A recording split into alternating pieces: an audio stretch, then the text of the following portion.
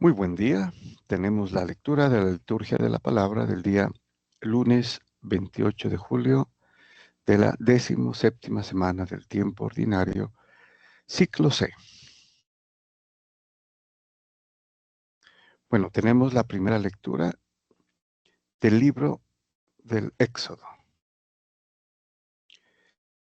capítulo 32. Aquí no aparece el capítulo, pero es el capítulo 32, versículos del 15 al 24 y del 30 al 34. Bueno, habría que hacerles una pequeña observación a Paulinas para que incluyan en una próxima edición el capítulo de esta primera lectura. Bueno, nos dice entonces el libro del Éxodo. En aquellos días Moisés se volvió y bajó del monte con las 2 tablas del testimonio en la mano. Las tablas estaban escritas por ambos lados. Eran hechura de Dios y la escritura era escritura de Dios, grabada en las tablas. Al oír Josué el griterío del pueblo, dijo a Moisés: Se oyen gritos de guerra en el campamento. Contestó él: No es grito de victoria, no es grito de derrota, que son cantos los que oigo. Bueno, Dios le había dicho ya a Moisés: no, baja, que tu pueblo sea corrompido, ¿no? Se ha hecho un Dios falso. Moisés ya sabe, por eso él sabe lo que está escuchando. Al acercarse al campamento y ver el becerro y las danzas, Moisés, encendido en ira, tiró las tablas y las rompió al pie de la montaña. Después agarró el becerro que habían hecho, lo quemó y lo trituró hasta hacerlo polvo, que echó en agua y se lo hizo beber a los hijos de Israel. Bueno, al quebrar las tablas de la ley, obviamente se perdió el testimonio, ¿no? Que se llamaba. Las tablas de la ley debían ir luego en el arca de la alianza, ¿no? Pero Dios las repondrá, ¿no? Más tarde.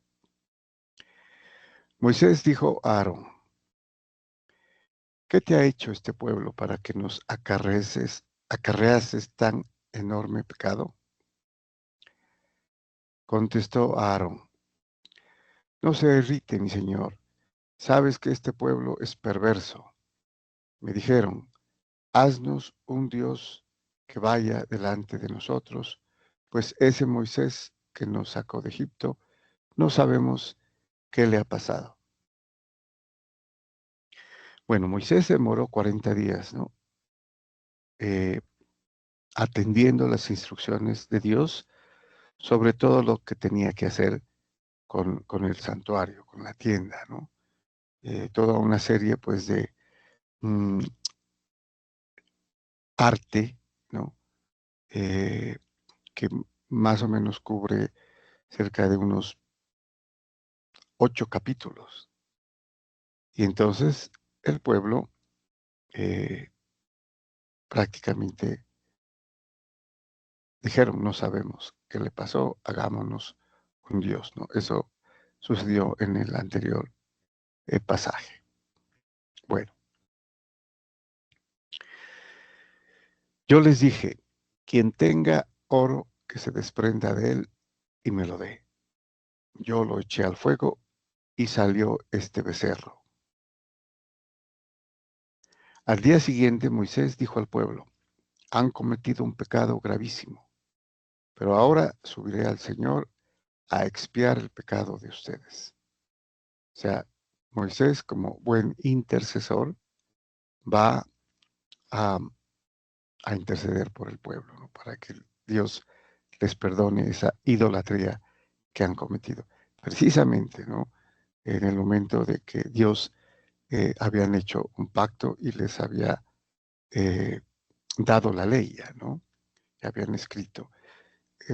Y Moisés fue a la cima de la montaña a recibir las tablas de la ley. En tanto, el pueblo se fabricó un ídolo, o sea, un dios falso, ¿no? Y lo adoró.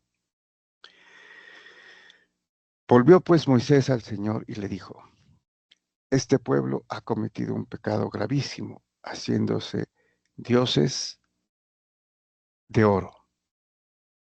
Pero ahora o perdonas su pecado o me borras del libro que has escrito.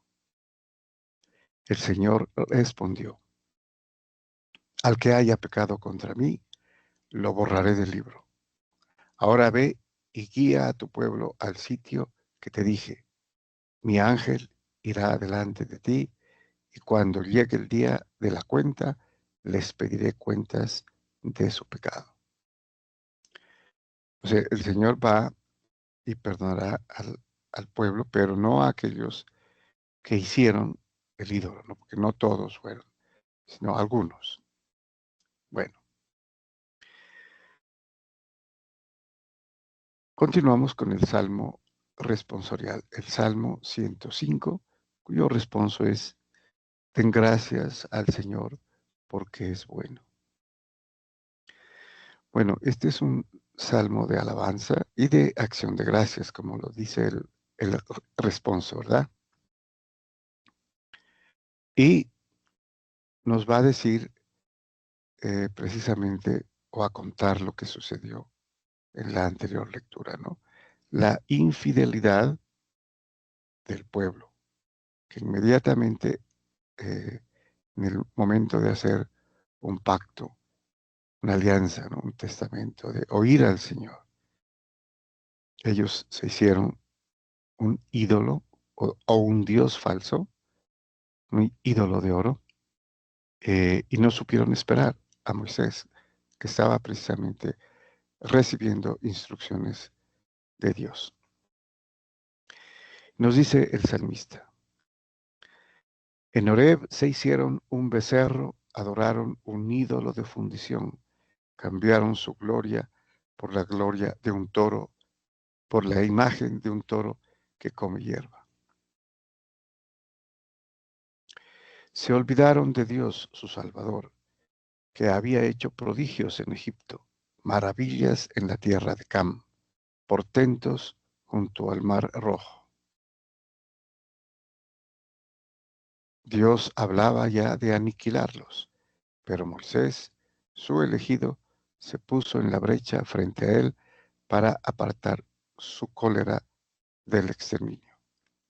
De hecho, Dios, cuando supo que eh, los israelitas se habían hecho un ídolo o un dios falso, un becerro de oro, le dijo, aniquilaré al pueblo y de ti sacaré un pueblo eh, fiel.